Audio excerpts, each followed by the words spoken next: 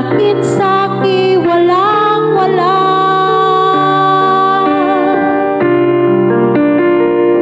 At kung hindi man dumating sa'kin ang panahon na ako ay mahalin mo rin, asahan mong di ako magdaramdam kahit ako ay nasasaktan.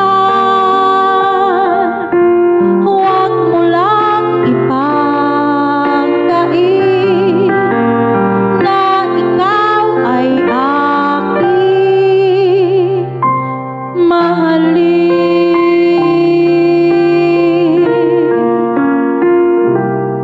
Huwag mangamba, hindi kita paghahanapan pa ng anumang kapalit ng inalay kong pag-ibig.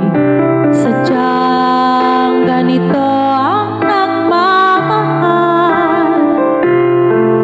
di ka dapat mabahala, hinanakit sa